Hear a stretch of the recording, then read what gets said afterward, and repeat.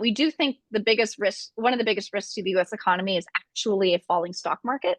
Because allocations to equities are at all-time highs, exposure to equities in households are at all-time highs, we think that households are more sensitive to equity prices than they have been in prior cycles, which suggests that if you were to see the equity market sell off for any host of reasons, that it could actually cause the high income consumer, which makes up the largest portion of spending in the US, to pull back.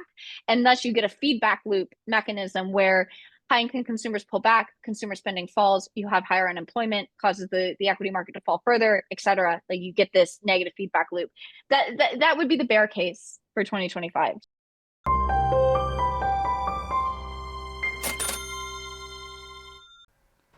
Welcome to Thoughtful Money.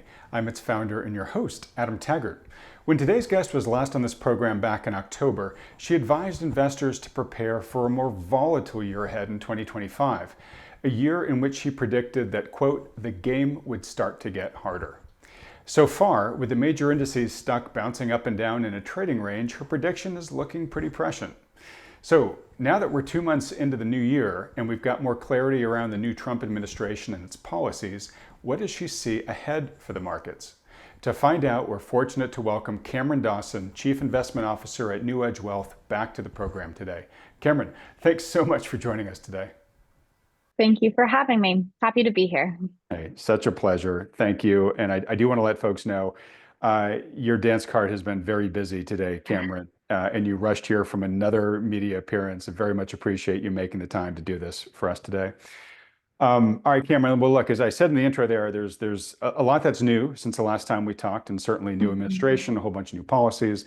And your prediction of volatility seems to be, that's the word coming out of a lot of people's mouths here at the start of the year. So lots to go through with you. Before we get to the specifics, though, if I can just ask you the general question I like to kick these interviews off with, what's your current assessment of the global economy and financial markets? So we think that the global economy does remain resilient. We're not making a recession call for 2025 from a US perspective. We haven't made a recession call in the last 2 years. We continue to see signs that the labor market remains structurally tight, that there are signs that you're still in somewhat of a capex cycle within the US, which all suggests that real GDP growth remains positive in 2025. Now, one of the things that we've been talking about and in our outlook for this year, which we titled Great Expectations, and there's a lot to unpack with that idea of great expectations. But one of the key assertions that we had is that if you look at 23 and 24, there were a lot of unique things that drove the US economy to be much stronger than expected. You went into 2023 with analysts expecting to have a recession. There was an expected 0.5% growth for that year. You ended much closer to 3% growth in 23 and 24. So one of the things that we have been noting is that you had some pretty unique drivers that kept the economy afloat. So if you think of things like the influx of low-cost labor because of a huge surge in immigration, not all illegal immigration, certainly immigration that was a catch-up from the pandemic time. You also had, related to that, a big surge in productivity. So effectively profits being able to grow, growth in the economy coming without you having to add a lot of cost to it, add a lot of labor. And that allowed for this expansion of margins and this really beneficial cycle from a productivity perspective. You also had really ample liquidity from the Treasury. So despite the fact that the Fed had raised rates, despite the fact that the Fed was doing QT, there was some dynamics where we saw overall market liquidity remain rather abundant because of some of the actions that Treasury was doing, whether it was funding short through bills, as well as the drawdown of the reverse repo facility. So there were some interesting liquidity dynamics that certainly were a boost for markets. And the last part of it is that you had this overall resilience to interest rates. For the first time ever, you saw net interest expense fall as the Fed was raising rates on using the Bureau of Economic Analysis data, the BEA data, which is wild to think that as the Fed is raising rates, you're actually seeing net interest expense. So the interest you are earning on you're paying on your debt minus the interest you are earning on your cash actually dropped in 23 and 24, which created this interesting dynamic where we were looking around saying that higher rates for some people are actually rather stimulative. And so our notion for 25 is that a lot of those tailwinds are remaining, or at least not turning into headwinds, but they're much less strong than they were in 23 and 24. We already know we're getting a crackdown on immigration. We already know that from a liquidity perspective with Treasury, that some of those really beneficial dynamics are starting to fade. We could talk about how the new Treasury Secretary kind of has his back against a wall in some of that Treasury funding. We know, from a productivity perspective, that's kind of a big wild card for this year. How much productivity do we get from technology versus just that structural snapback that you typically see? It's good to remember high productivity periods usually follow low productivity periods. So how much of that snapback do we get? And then the last portion, which I think is important, is that some of those dynamics around interest rates being beneficial are starting to fade. So if we think about it in terms of second derivatives, you've gone from that net interest expense falling at a maximum of 30% on a year-over-year basis in the data to being down just 13%. So you're starting to lose a little bit of that very peculiar interest rate dynamic. So all of that to be said in a very long-winded way to answer your very short and succinct question, which is that we think that real GDP growth does slow in 2025, but it doesn't fall off a cliff. And then you have to ask the question, or you could ask the question of what's the outlook for inflation to get to nominal GDP growth, which of course nominal growth is what really matters for things like equities and credit. And that then is how you kind of can derive an outlook for what we think those risk assets can do on down the line. All right, so I only have about 28 questions that got a lot raised to unpack there. Yeah, but since you put it out there, let's go straight to inflation. Okay, so we've got a slowing GDP growth, right? So economy is still going to grow, but it's not going to grow as fast. Lots and lots of questions I'm holding off from asking about the diminishing of the rate of change, which I think is the important dynamic of this year, from what I can tell how you look at it. Okay, so slowing economic growth, we've had sticky, stubborn inflation that also has kept rates from falling it's kept the Fed from bringing interest rates. It's keeping the Feds from bringing interest rates down. It actually has, we've seen bond yields go up, even though the Fed's been cutting here, right? So we have stubborn inflation and high cost of capital still now going into a slowing economy. Do you think that's going to remain in terms of high sticky inflation, or do you see Jerome Powell being proven correct that it's taken us a little longer than we thought, but don't worry, folks, we got this under control? I think that boils down to a question of exogenous versus endogenous inflation. So, exogenous inflation shocks are things like oil price shocks or supply chain type of shocks, like we saw during the pandemic, and potentially supply chain type shocks that we could see from tariff trade wars, for example, where you're seeing people pull forward demand, have to shift around their buying behaviors, which distorts supply chains and causes a surge in goods inflation, potentially. And, if we think about that bucket, those things are firmly outside of the Fed's control, and they can influence them over a longer period of time by raising rates and pulling back on liquidity like they like to think they did in 2022. It kind of gets back to this point of how much of the inflation did the Fed cause and how much of the disinflation can they take credit for? There was a great piece by Neil Kashkari. It was almost about a year ago this time, where he effectively said, we didn't do anything for the disinflation. So we called it, we wrote a piece about it called We Didn't Stop the Fire, which was effectively to say a lot of the disinflation came from just the healing of supply chains. The healing of supply chains, yeah. The dampening of the bullwhip effect, and very importantly, falling oil prices. So oil prices or gasoline prices at the pump have been consistently down on a year-over-year basis for the last 2 years. That's hugely disinflationary and something that the Fed really can't take credit for. And Right. so that we have to bucket that. Then the other question is to the point of that endogenous inflation. How much of these inflation shocks from the outside start to get embedded into the economy, and the heating up of the economy or the tightness of the economy is what causes waves of inflation. And so that's where we start to look at things like that University of Michigan inflation expectation survey that came out last week.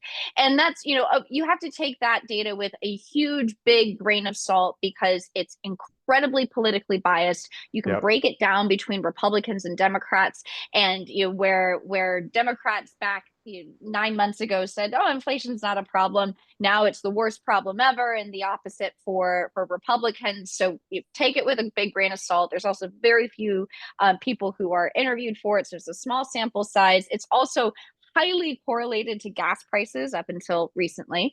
But the point of why the Fed looks at it is because there is this concern, and we've heard this from Fed members, that if you start to see signs that prices are going to go up again, you start to see signs that that companies have pricing power, that very quickly some of these even hints at exogenous inflation shocks can become embedded in the psyche, cause people to expect more inflation and start distorting behavior and have that self-fulfilling prophecy.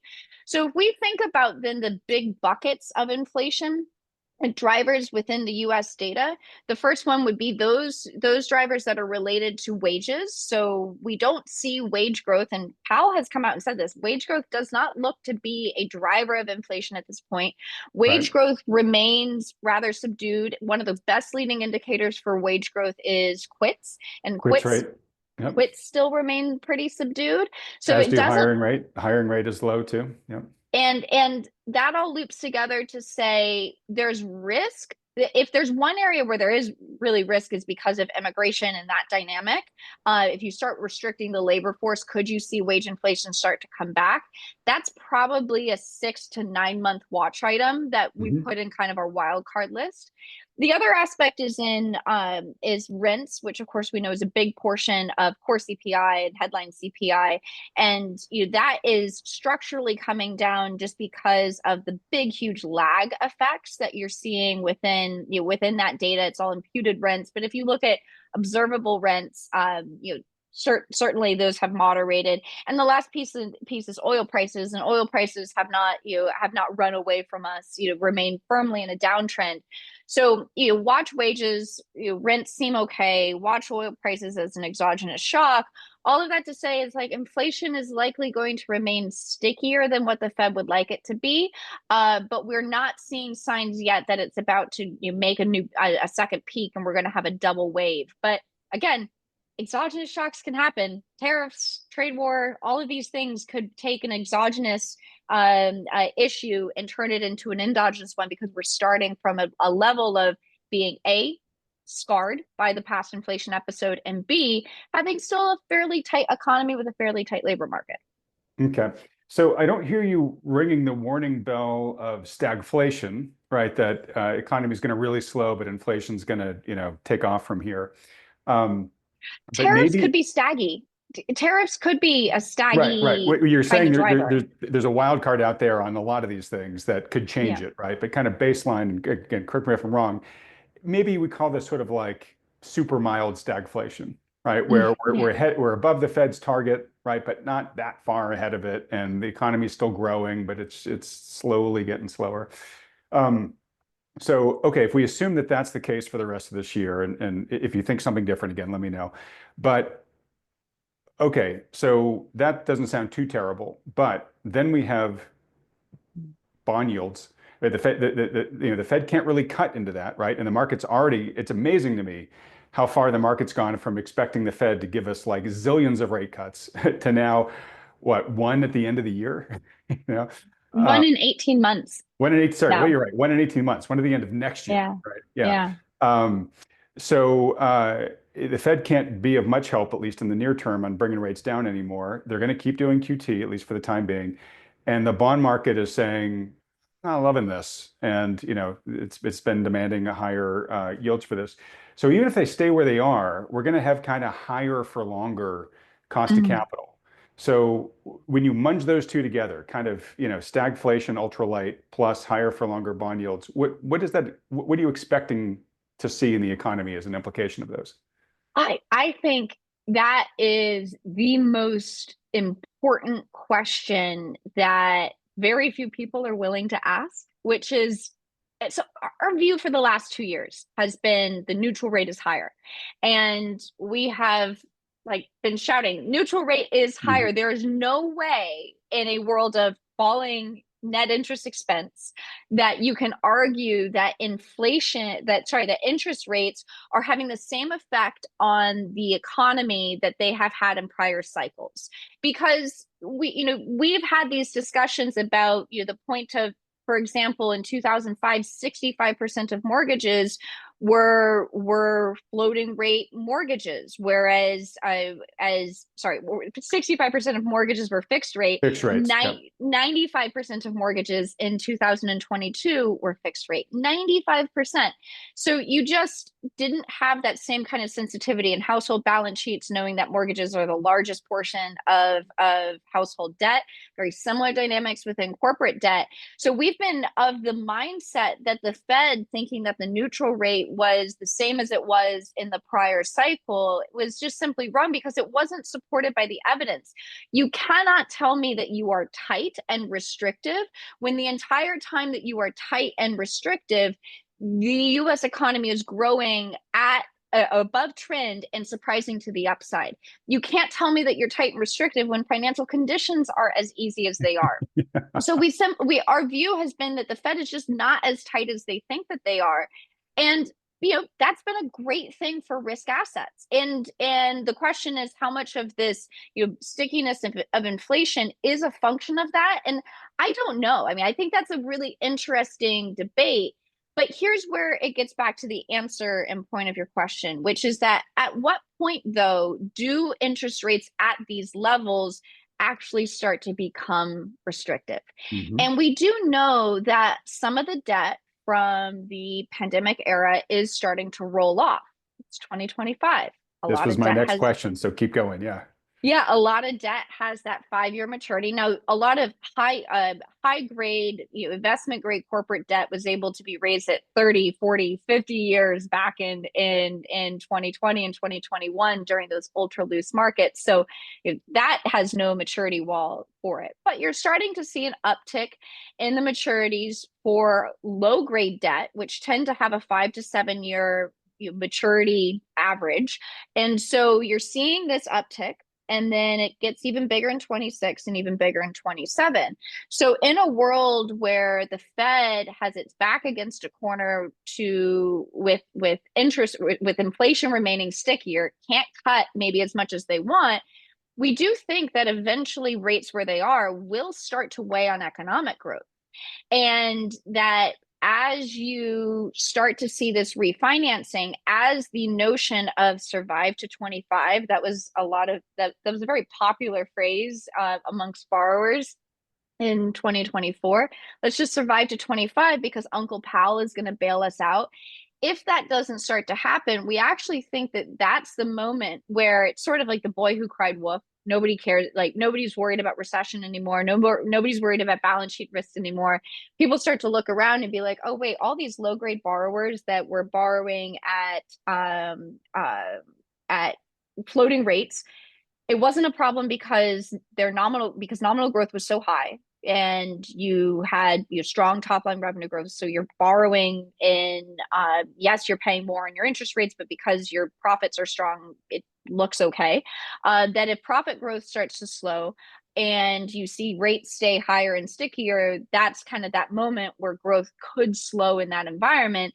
And then it's a question of, are you dealing with exogenous inflation shocks that either A, restrict the Fed from being able to cut to lower interest rates, or B, actually they have the degrees of freedom? So I My sense is, in that sort of nihilistic way of like, just when we're able to breathe a sigh of relief, that's probably the moment that we're going to have greater challenges. Just when they say if it was said it was safe to get back in the water. Yeah. Okay, so you do a great job of anticipating where I want to go and just going there. So thank you. You're making my job really easy here. It's Um, like so macro ESP. yes, all right. Well, look, from a I mean, I ask you to speculate here a little bit, but from a threat factor level, right?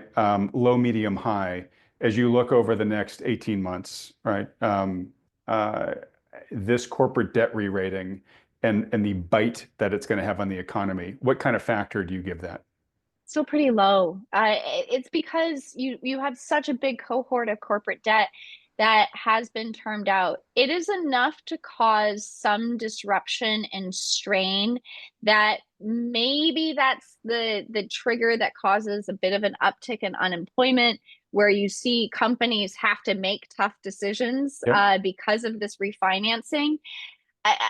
Maybe it fall as we get later in the year, it gets more in that medium. We're not in DEFCON. DEFCON, the scale goes, the higher you are, the worse it is. I can't No, it's the other remember. way around. DEFCON It's the one's the other way worst. around. Yeah, Yeah, yeah. so maybe, we're definitely not at DEFCON one with it, because if you look at leverage ratios, mostly on high grade corporates, they're fine. Now, there's junky stuff happening. We threw out in our outlook to say, look, there's stuff that keeps us awake at night. Some of the very aggressive behavior happening in certain pockets of private credit markets. Look what's going on with synthetic risk transfers.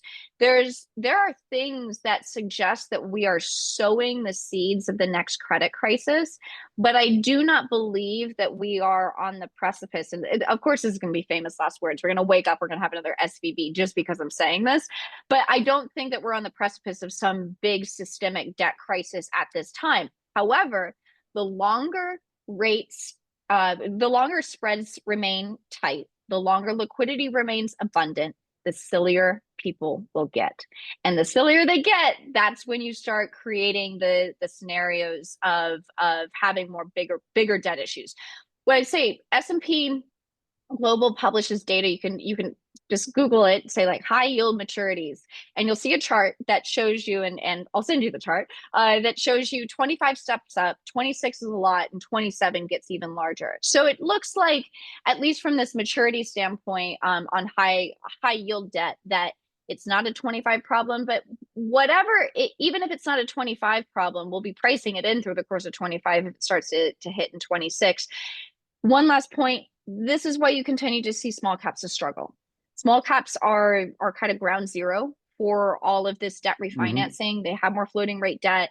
They tend to be more high yield borrowers if they have fixed rate debt. So these are the guys that are going to really be feeling the pinch as they're rolling over their debt. Because here's the last stat: the entirety of the U.S. yield curve, Treasury curve, no credit risk issued Hmm. as part of that, the entirety of the Treasury curve is above the average coupon of the investment grade Right. credit index. So, by definition, every bit of debt that you are refinancing today is very likely to have a higher yield on it. The question is that enough to cause companies to cut back on capex or fire people? It remains to be seen. Okay. All right. So you're saying, it's the longer these yields hang out here, the more meaningful it becomes. And it can go from DEFCON, let's put it at 4 right now, to DEFCON 2, if certain things happen. Certainly if it stays higher for longer enough, or if there's some other exogenous shocks in the market that just makes things an awful lot worse. Um, And watch the yep. just one thing to note is that we have a little bit of a denominator effect here. Leverage ratios look great when profits are strong. So if there were to be something that causes a shock to profit growth for some reason, tariffs, AI not materializing, something that happens, then all of a sudden you start looking around and being like, oh wait, leverage ratios actually don't look that good. And then you get into this position where, how much will rates fall on a base yield standpoint versus how much will spreads widen as people are looking that they have to refinance. Right, right, right, right. And remember, this removes your net interest expense tailwind and turns it into a headwind as more of these things Yeah, work. yeah. Okay, so God, I could go in like 15 different directions here. But let me, first off, let me thank you again for going where I was going to ask you about, which was private credit, right? It's because we have much less transparency into what's going on there, correct? Mhm. So a lot of the debt you talked about was sort of, the debt that we know of, but there's lending out there that we really don't have a lot of visibility into. And so we don't know how lax those lending standards might be or overextended some of those lenders might get. At least we won't know until bodies start floating to the surface. So on the same theme, uh, you talked about the new Treasury Secretary Besant maybe having, I think you said, his back against the wall, right? And there's a lot of Treasury debt that has to mature and be reissued over the coming year, Mhm. right? So we have the same dynamic on the government side as well. So talk about that, and specifically, why do you think Besant really is in a bad spot here? Well, he has quite a quandary because there has been a dynamic over the last 2 to 3 years where the Treasury has been able to fund these huge deficits without removing liquidity from the economy and markets in a way that has been really unique. And of course, this is, Treasury active issuance.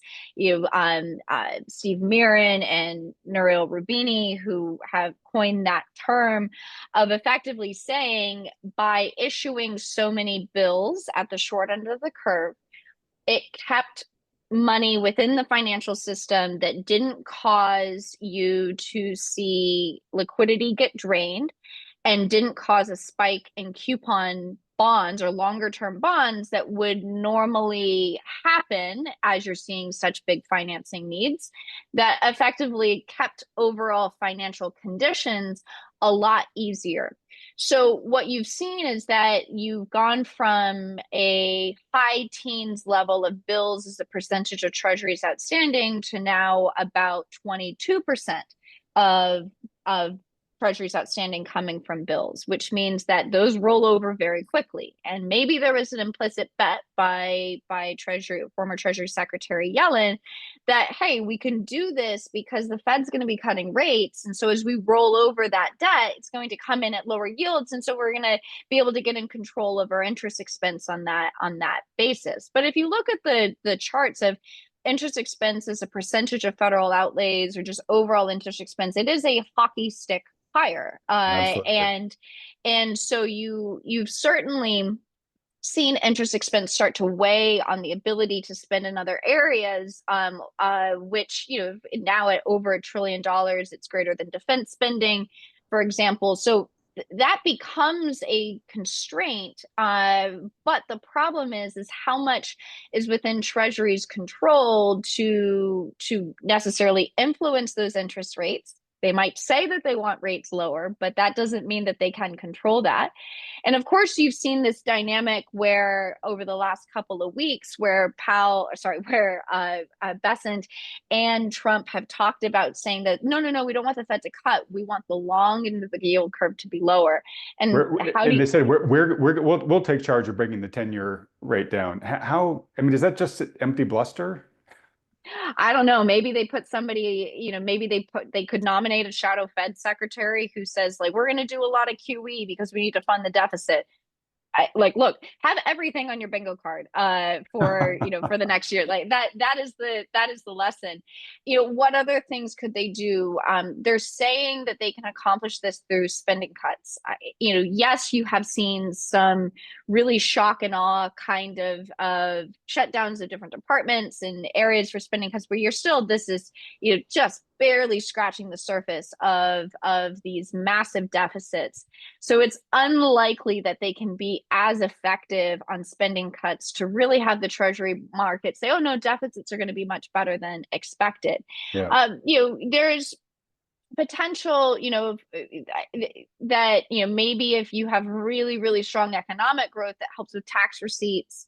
How do you get really strong economic growth if you are pulling back on government spending? Remember, economic growth was really weighed down post the Budget Control Act and the sequestration, where you had multiple years where in GDP lines that government was actually a negative. So they can't do much. And that speaks to, I think, more broadly, just, remembering that Besant will talk about the 3% deficits, 3% real GDP growth, and a 3%, 3 million more barrels a day of oil production. He controls none of that. Like nothing, none of that is actually within the Treasury's purview. Mhm. Treasury doesn't have the power of the purse; they just fund the purse. So Right. it really comes down to Congress to be able to be the ones that could pursue more balanced budgets, and we're just not seeing the kind of voter kind of fury like you did back in 2011 that suggested that Congress people were willing to absolutely die on the hill of austerity, and because that's what voters wanted. It just doesn't seem that voters are necessary. They care a little bit. So what Hmm. that raises the issue, and why I say back against the wall, is that you have an environment now where a lot of the ability to fund short through bills came because of the reverse repo program that was sort of the source of some of this liquidity. So even as the deficits were increasing and you were seeing this big bond increase, you saw, and the Fed was doing QT, you saw this stability in bank reserves. And part of that is because of dynamics, and there are people far smarter than me who can explain this in far better ways, dynamics around reverse repo. But the point is, you went from having $2.5 trillion in reverse repo to $80 billion today. There's not a lot of room for that Right. to be a source to fund these bills. So at what point does Besant look around and say, okay, I can't increase bill issuance anymore? Congress isn't cutting spending, so I'm still going to have to fund these big deficits. I'm going to have to issue coupon debt. And here's where you get into a scenario where you start to see the long end of the curve become unanchored from the short end of the curve. And that is what's happened in the last 6 months. Fed cuts rates by 100 basis points starting in September. 10-year Treasury yield goes up 100 basis points. It got de-anchored because of this funding dynamic and the fact that they're starting to run out of options as to how to keep funding these big deficits through the very short end. So I personally think that that is like the liquidity wild card that actually Hmm. matters for everything this year, because if liquid like we have to add in, sorry, like, because there's so many layers to this, because you also have to add in the fact that Treasury general account has been built up, so there is a liquidity buffer here Hmm. for, as we hit the debt ceiling, that they can draw down liquidity from the TGA. So Extraordinary measures. Yeah.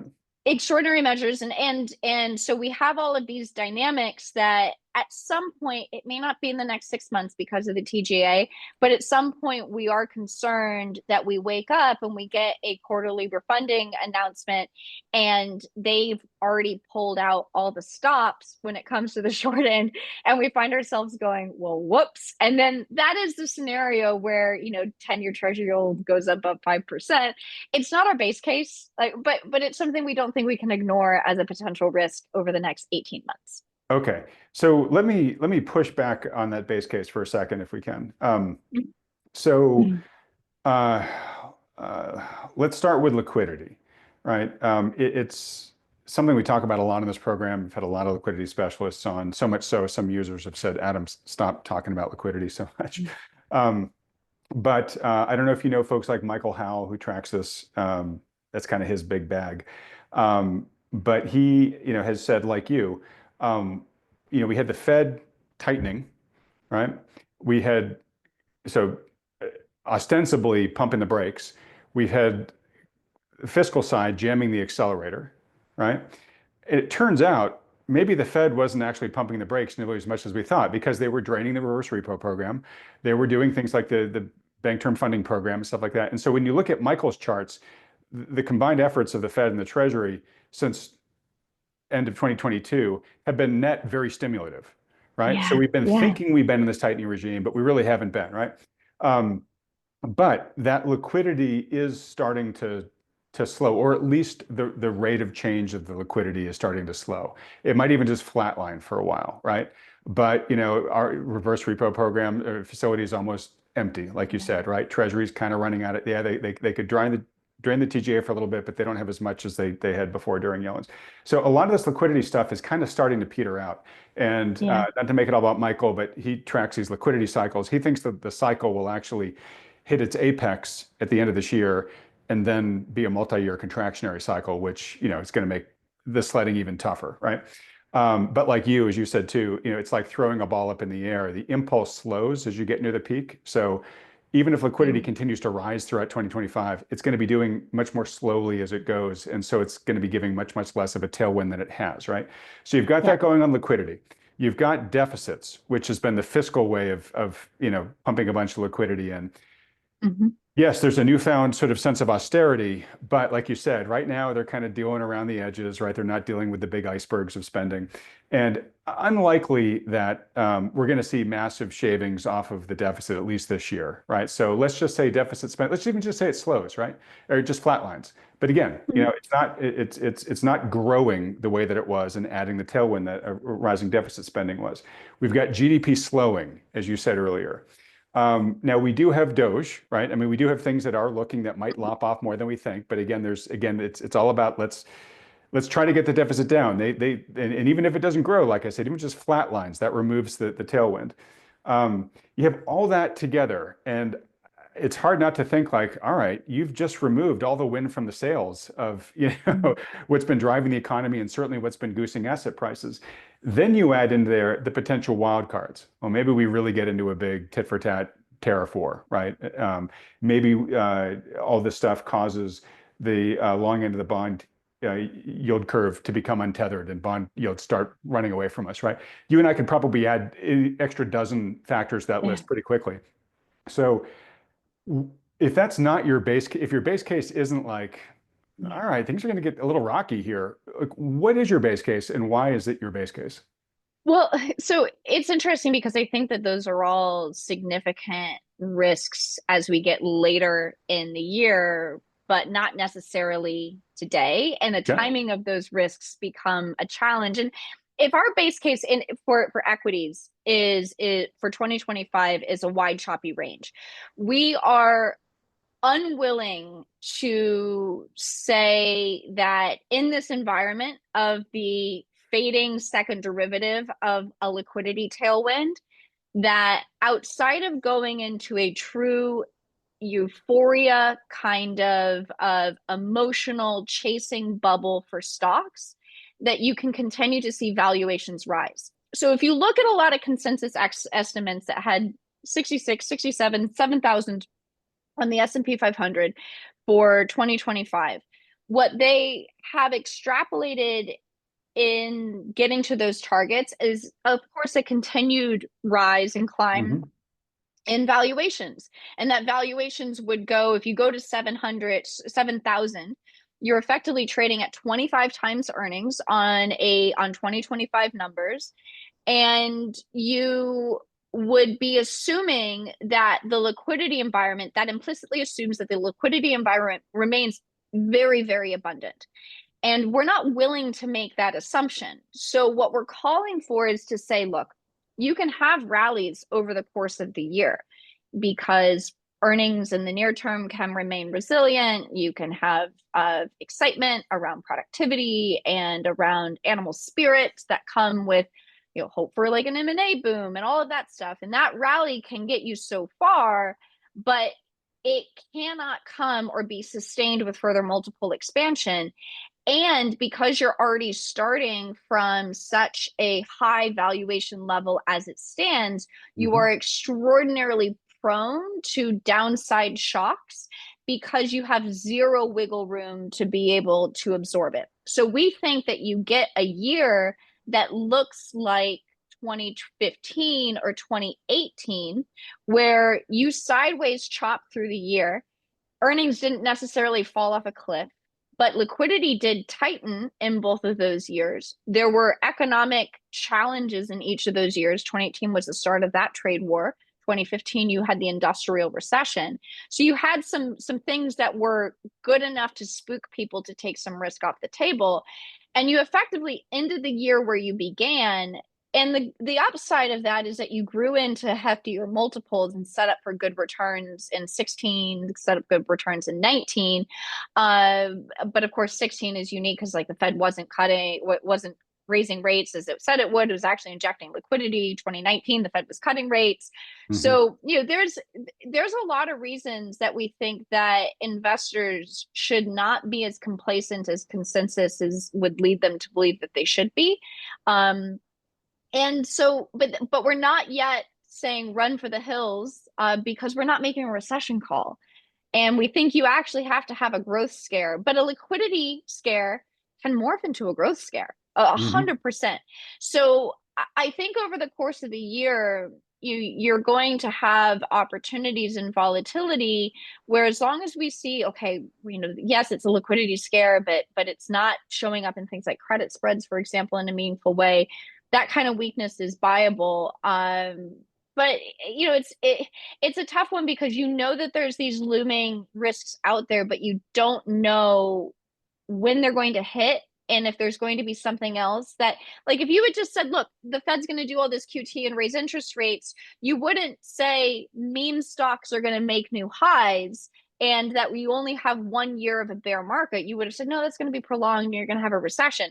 I think we Hmm. have to have the mindset that, A, the Fed will pull out all the stops, B, Treasury will pull out all the stops, and C, we're going to be surprised. Who knows? So it's a tough one, but I am very, very sentimental to that view that liquidity is the biggest wild card risk. Okay. And I'm going to ask you this question because I've been asking it a lot lately. So many conversations come down to that liquidity.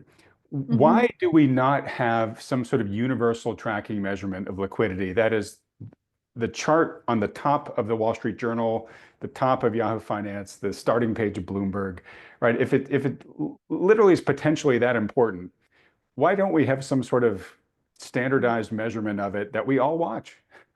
Yeah, maybe it's like the finance Bigfoot.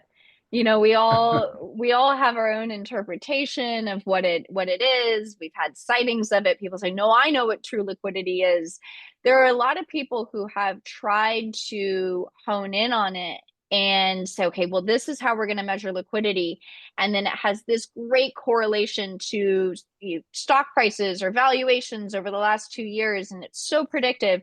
And then those correlations and completely break down, and then they were like, oh well, we have to now factor in that Fed added a new liquidity function, and maybe it's Yeah. because it's such a moving needle.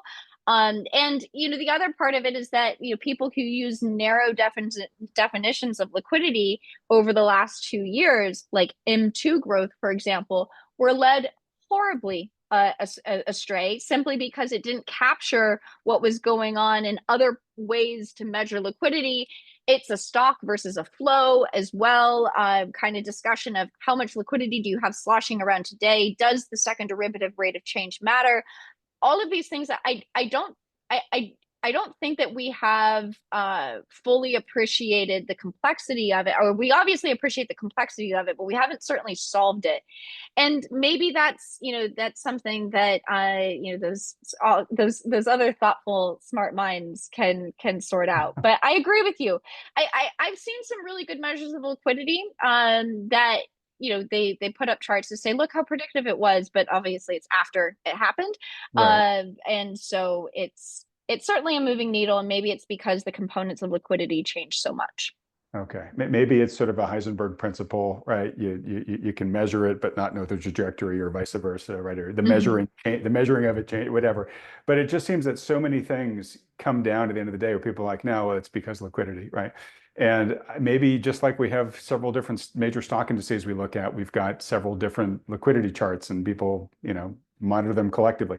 I don't know. Maybe Does it's a that? catch-all diagnosis as well. Like maybe we just use liquidity as the scapegoat for when we don't know why something is going to happen, and it's a nebulous enough narrative that it kind of goes with everything. We're like, well, let's blame that. Who knows? And I guess that could be true. There's just been so much intervention in markets in past couple of decades that it really sort of smells like, when there's smoke, there's fire here, right? I mean, I guess a good experiment would be, well, let's just stop the intervention. But, I don't think anybody wants to take that risk.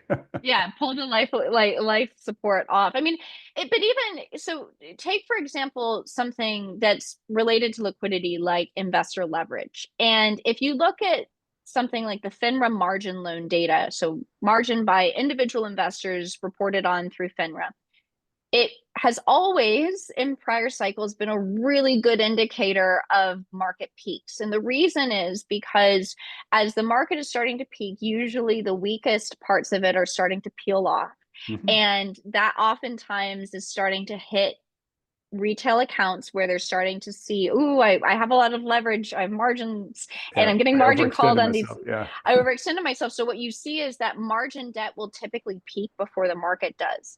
And what's interesting in the last 2 years is that margin debt has actually lagged the overall market, where the market's at new all-time highs, but margin debt isn't. Hmm. And so then you have to ask the question of, oh, well, maybe it's because interest rates are so high, borrowers are getting leveraged exposure through things like leveraged ETFs. Look at the volumes in leveraged ETFs have gone through Hmm. the roof, and they're all really, it's some huge ratio of people being long in the long ETFs versus the short ETFs.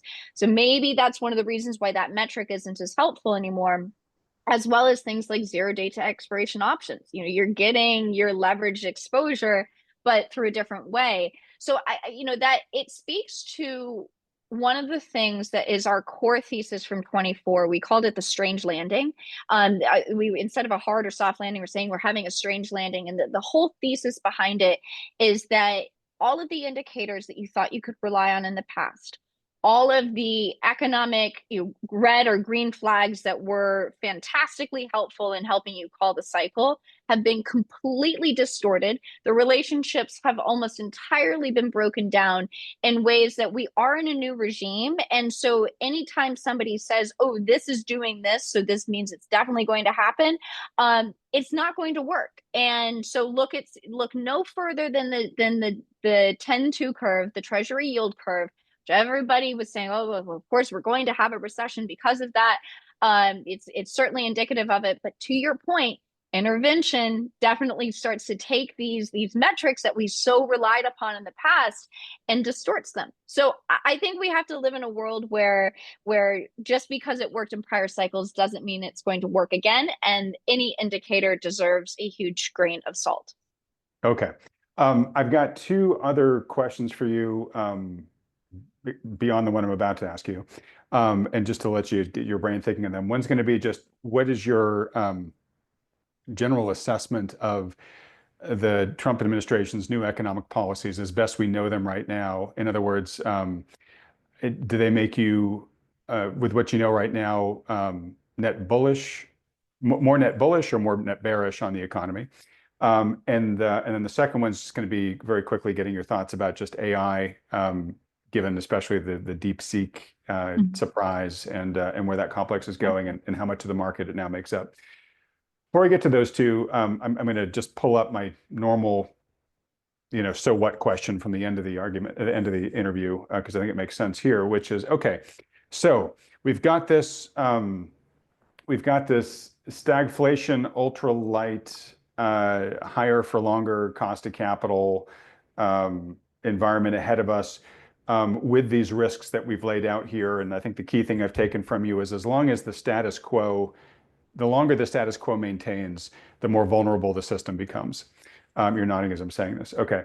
So at NewEdge Wealth, your job is to shepherd your clients' capital through this well.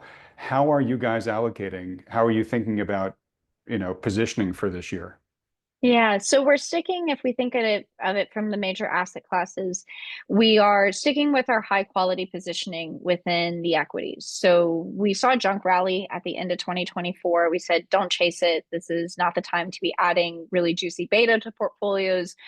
We think that you need to stay high quality. We had a little bit of a positioning where we thought value would snap back versus growth, just on a mean reversion trade. That's something we could close tomorrow or within a couple of weeks, just saying that growth outperformed so much in the month of December, it wasn't sustainable. We prefer mid over small, just because of the quality factor. Again, mid caps tend to be have better balance sheets, more stable cash flows. They're trading at a discount to large cap peers. They don't have the issues with that small caps do of having these floating rate debt and big high debt balances that have to be repriced.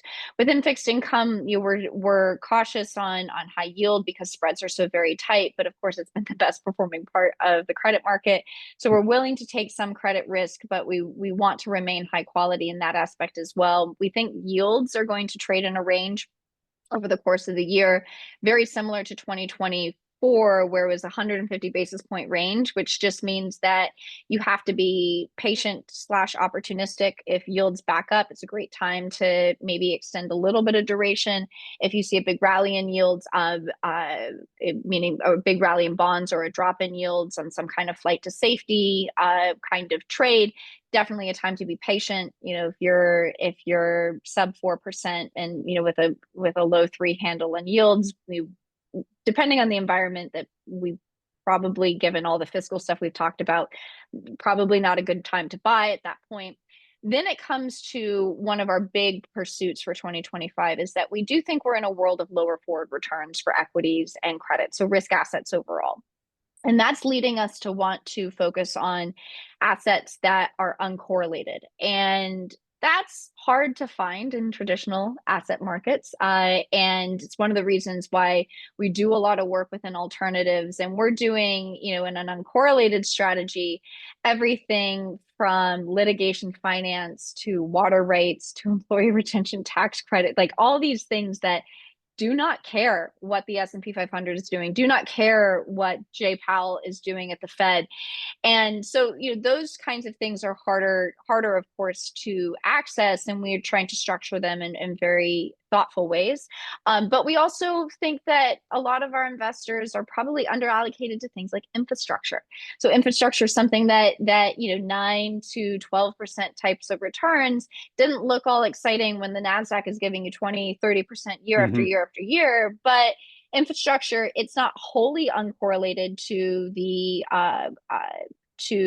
equity market. There's still some relationship there, but smart, thoughtful infrastructure, we think, can add a ballast to portfolios in a way that gives you that uncorrelation, that diversification. So certainly something, and there's been some interesting innovations within easier to access infrastructure vehicles. The right one is really important, making sure that you're actually getting what the exposure that you think you're getting. And the last thing is, we use, for some clients, what we call volatility strategies. There's structured strategies that allow us to execute on days that, when you see volatility spike, we go in and make certain trades, and it provides kind of a stable return, sort of similar to what you would want from a hedge fund, just without those egregious fees and tax inefficiency that really hurt high tax paying investors. All right. Look, thank you so much for being so specific and granular with this. Just a couple quick questions. In your alternatives slash uncorrelated assets, do you have something like gold in there? Yeah, we do. We call it that for us is a real asset, and we do have, for certain clients, gold. We think of gold as that psychological commodity. We put Bitcoin in that camp as well. Of it's not even the actual debasement happening; it's the fear of the debasement itself that can drive demand for the asset class. But we would note, that gold's ability to rally in the face of higher rates and a stronger dollar is very indicative of the degree of buying that you're seeing from other central banks post the seizing of dollar-based reserves, given the sanctions that happened after Ukraine, the Russia-Ukraine invasion. Yep. So, there's certainly this seems that the rally in gold is a function of the weaponization of the dollar, and so you kind of have to throw out some of the old rules as to what drives gold in this environment, because you're seeing a shift in that fundamental demand. Not that I'm trying to make this about gold, but I'm coming off you mentioned Nouriel Roubini earlier. The day we're recording this, I just launched a video a few hours before interviewing Nouriel Roubini. Mhm. And one of his comments about bonds was that he thinks that these trends of higher for longer inflation and higher for longer bond yields, he thinks that's a secular trend, right? So he thinks because of that, you're going to see his advice is, hey, if you're managing a portfolio that has a fair amount of bonds in it, let's say you're a traditional 60-40 guy, you should start thinking of other defensive assets to add into that defensive 40%. And because bonds are going to be less attractive in that type of environment, right? And so he can see part of the traditional 60-40 portfolio, part of that 40, getting allocated to more towards resources like gold, and that gold will pick up a tailwind just from that movement of capital. Do you guys see something similar? Don't know. I mean, yes, look, that can happen. Gold is not a yielding asset, so it does play a very, very different role in Yep. portfolios. So I think that's important to point. I Right. think that real assets overall in a higher inflation, higher rate environment, so real assets you would include, other kinds of commodity exposure as well as real estate. Folks like Barry Bannister, who's the chief strategist over at Stifel, who is my favorite strategist. He's been talking about big commodity cycles versus equities, and that we look to be in a bottom. I'm not making a commodity super cycle call at this point, but I think that having some diversification through real assets, certainly makes sense. And for a lot of people, like I said, it's a psychological commodity that helps you sleep at night. Mhm. If that's the role that it can play in your portfolio, then more power to you. Okay. I'd love to keep digging here, but we have Mhm. got to be respectful of your time here. On the infrastructure side of things, you were saying, you want to really pick the right type of opportunity and make sure you're getting the type of infrastructure you think you're buying, all that. When you buy in that for your clients, are you buying in the public markets or are these private deals? They are private infrastructure products. Yeah. Okay. Okay. In other words, it's something that not the average viewer here can just go and buy a ticker for. They have to usually work through a firm like you. Yeah. Yep, exactly. The publicly traded infrastructure ETFs don't get close to the kind of exposure that we're looking to build. Okay. I had that sense, so I'm glad we clarified it. Yeah. Okay. So very quickly, happy to take your lightning round answers on these, which is unfair because they're both big questions. But so Trump's, second second term here, we've now seen the flurry of proclamations and executive orders and everything he's put into motion. On the ones that impact the economy going forward, do you have an opinion, or does the firm have an opinion one way or the other? Are these Mhm. likely to be net beneficial? Do you have, or is it more you're more net concerned that they're going to create more disruption than they're going to create economic growth? What opinion, if any, do you have on it? Well, it depends on timing. And as we know in markets, it's always an expectations game. So, Mm, what's the likelihood that consensus expectations are met versus surprised? And we wrote about this last week, which is, spent some time in DC recently and met with a whole bunch of different investors and went to the strategics conference. And Dan Clifton is the best DC analyst out there on the street. I'm a big Dan fan. And one of the things that I came away from those meetings was that everybody seemed to agree that we were going to get all the good stuff and none of the bad stuff. And don't worry, if we got bad stuff, they would give you good stuff immediately so that way you didn't feel the pain of the bad stuff. And hmm so we wrote is saying, like, look, if they were to announce, for example, universal tariffs that we would consider bad stuff, would consider that being something that would weigh on economic growth, potentially add to inflation, that staggy kind of environment, that the hope that you would get tax reform to offset that immediately is a bit naive because tax reform is going to be incredibly messy. It could be debated throughout the course of the year, which just means that maybe you get a little bit of pain, but that offset pleasure does not come right away. And so that's where we think investors have been a little bit complacent when it comes to the potential disruption that could come out of Washington. We're not saying that good things can't happen. We're not saying that things like business sentiment improving and animal spirits that can feed on itself, the potential for maybe an M&A cycle. All of these things are good things, but the timing of them matters. And that if you think that you could see more aggressive policy, but don't worry, you're going to pull other levers and it's going to get offset. I think that that's a little bit naive, and that's why we were of the notion that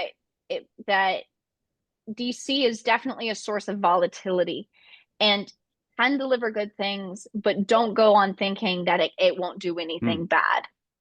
All right.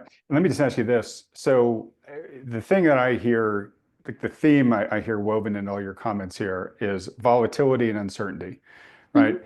We're pretty sure it's going to be volatile. We don't really know exactly what's going to happen, right? Which could make it even more volatile at some point, right? Markets, as you said earlier, they don't care. They're still up at these record high level evaluations. Do you feel that there's a shoe to drop here in the sense that we've dialed up the uncertainty factor since the beginning of the year, but it hasn't impacted valuations? And just mathematically, if you dial up uncertainty, you should increase the discount rate that you do put on all your valuations, right? Yeah, but valuations have reached these wild heights, even in highly uncertain times, and we think part of the reason why valuations have been so darn resilient is because effectively equities are an increasingly scarce asset. You have negative net equity issuance over the past few years. The best companies that you want to buy are all buying back a bunch of stock, or most of them are. And you have still increasing liquidity. So you have more dollars chasing fewer assets, which means, by definition, higher prices. And that helps explain that even though we should be discounting things more, people have been hesitant to sell because you have still this huge amount of liquidity looking for a home.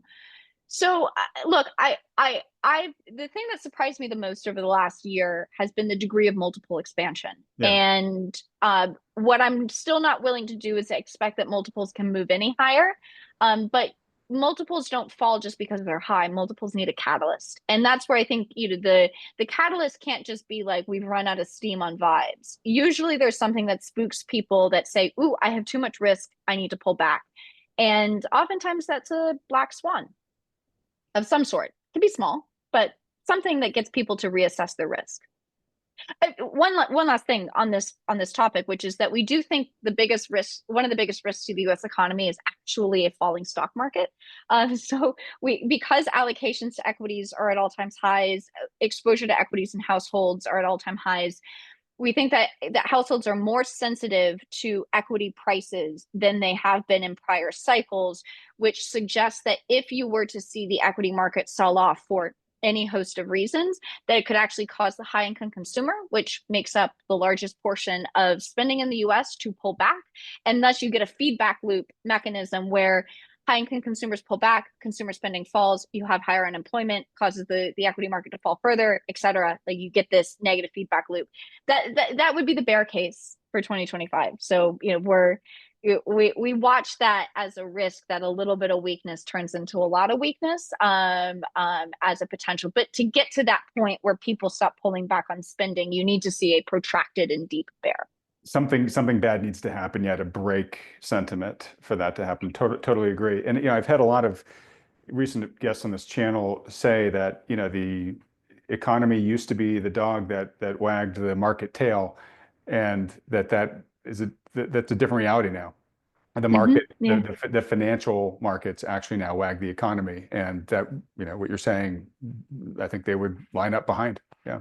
Yeah. All right. Well, look, we're getting right near the end here, so I'll just make this a 60-second question. We could go a whole hour on it, but AI. So let me just ask you this: could AI be the black swan? We just had a massive surprise with DeepSeek that who knows, we're still figuring out what it really means, but it could call into question the stranglehold that everybody thought that the Mag 7 had on the AI complex and all the profits that they expected to reap from this, right? Um, Markets, as we've talked about, global capital is concentrated in the U.S. stock market. U.S. stock market's concentrated in these few AI stocks. How big of a risk factor is AI here at this point in time? The thing that has been weighing on my mind is that how is AI different than the legacy business models of each of these companies? So Google has a near monopoly in search. So it has incredible gross margins, incredible operating margins, and massive return on invested capital because it has a near monopoly. Apple doesn't have monopoly on phones, but it has monopoly on its own app store, and it has this incredible market share and dominance from a brand perspective. You think Meta has effectively a monopoly on social media when it comes to profits. They take the vast majority of advertising profits when it comes to social.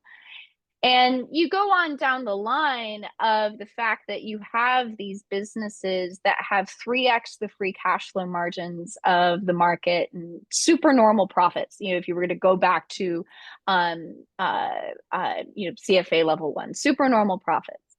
And what's interesting, if you look at Microsoft's earnings report, Satya Nadella said in the report something about how AI is becoming ubiquitous and that there's all this competition, of course, in the large language models. And you're seeing that, of course, with DeepSeek and the innovation that's happening there. And of course, some like Mark Zuckerberg has talked about how that's, one of the reasons why you need to have an open source model, because you can very easily get competed away.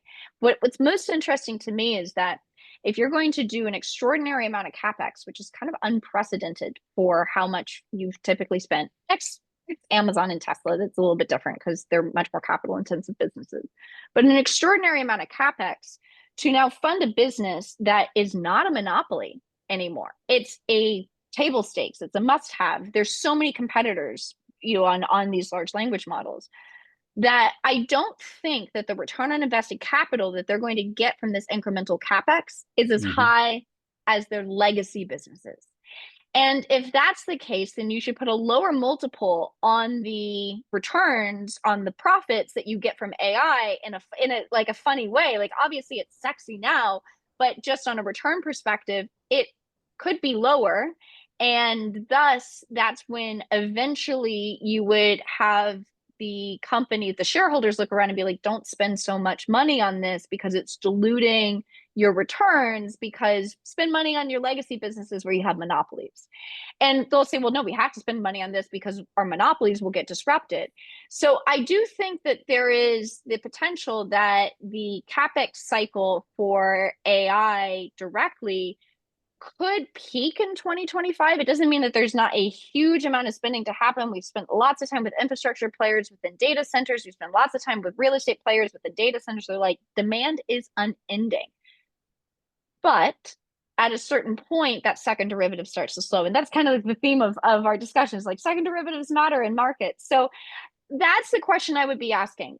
Can the returns remain stable when you are replacing a near monopoly business with a much more commoditized business?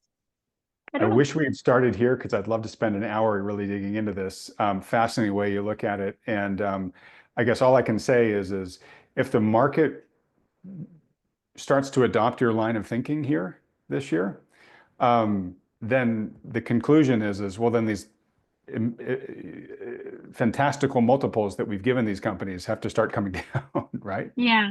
Well, and some of them, I think what's interesting though is that the returns have been driven as much by the earnings expansion, not necessarily just multiple expansion. So the Mag 7 has grown earnings by 125% over the last 2 years. And part of that is because they're selling to themselves. Like cloud operators are all buying NVIDIA chips. And so you have this sort of feedback Which loop. smells a lot like the abuses of the dot-com bubble, but okay, go ahead.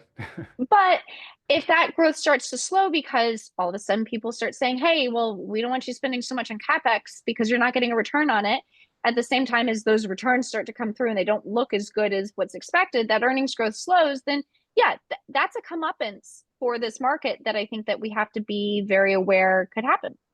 Yeah. Okay. All right, I'm going to bite my tongue and not try to get you to talk about, Apple's price to sales ratio when sales is growing at this anemic level. But anyways, discussion for a different time. Look, I've gone a little bit long. My apologies for that. Most important question for folks that have really enjoyed this conversation, Cameron, and would like to follow you and your work in between now and the next time you come on here, where should they go? So you can find me on X, Cameron Dawson. I'm on LinkedIn. I post a lot. You can also go to the NewEdge Wealth website and sign up for our weekly emails. All right, fantastic. And Cameron, when I edit this, I will put up the links to your X and LinkedIn handles and to the NewEdge website. Folks, I'll have the links in the description below this video too, so you can get there all with one link. Cameron, stay with me just for another 30 seconds. I got some quick housekeeping and I want to give you the last word. Folks, please let Cameron know how much you enjoyed her coming on for this interview by hitting the like button, then clicking on the subscribe button below, as well as that little bell icon right next to it. If you would like some help, if you are a high net worth individual, I highly recommend you go check out the NewEdge Wealth site and see if their services might be a good fit for you. If you're not in the very rarefied high net worth club, but would like some help, highly consider you get it from a good professional financial advisor, but importantly, one that takes into account all of the macro issues that Cameron talked with us about here today. If you've got a good one who's doing that for you, great, stick with them. But if you don't, consider scheduling a free consultation with one of the financial advisors that Thoughtful Money endorses. These are the firms you see with me here on this channel week in and week out. To schedule one of those consultations, just go to thoughtfulmoney.com, fill out the short form there. Only takes you a couple seconds. These consultations are totally free. There's no strings attached. There's no commitment to work with these firms. It's just a free public service they offer to help as many people as they can. Also, while you're there at Thoughtful Money, don't forget to go to thoughtfulmoney.com/conference and sign up for our spring online conference that's taking place on Saturday, March 15th. If you can't watch the event live, don't worry. Replay videos are going to be sent to everybody immediately after the event. And if you are a premium subscriber to our Substack, remember that you get $50 off of the ticket price, and the ticket price right now is still the low early bird price we're offering. So everybody should run, not walk, buy their tickets now before it's too late. And again, if you're a premium subscriber to the Substack, you're going to get an additional $50 off with a code I've already emailed you. All right, Cameron, thanks so much for waiting. So last point here is just the people that watch this channel are just, we've got some professional investors for sure, but most of them are just regular investors, just trying to build wealth for their families. Hoping to grow it prudently, but probably more importantly, they don't want to lose it if there's some sort of great market dislocation. What kind of advice would you have for them just trying to navigate a year like the one you see? Yeah, I think seeing volatility as opportunity is a really important one, meaning that volatility is a feature, not a bug of equity markets, and go in knowing that we have years that are sideways chops and that it actually doesn't matter as much where we end the year. It's what you do with the volatility over the course of the year. And it's sort of like not wanting to wait to buy flood insurance until the hurricane is already there. Having an idea of what you would do if the market was down 10, 15, 20%, how would you react? Mentally preparing for something like that, even if it doesn't happen, is a very prudent exercise to make sure that you take advantage of volatility instead of it taking advantage of you. Incredibly well said. Cameron, thanks so much. You're always such a joy to interview. Really had a lot of fun. This was a great discussion. Thanks again for squeezing us in with all your other commitments today, and really look forward to having you back on the program again soon. Thank you so much. All right, everybody else, thanks so much for watching.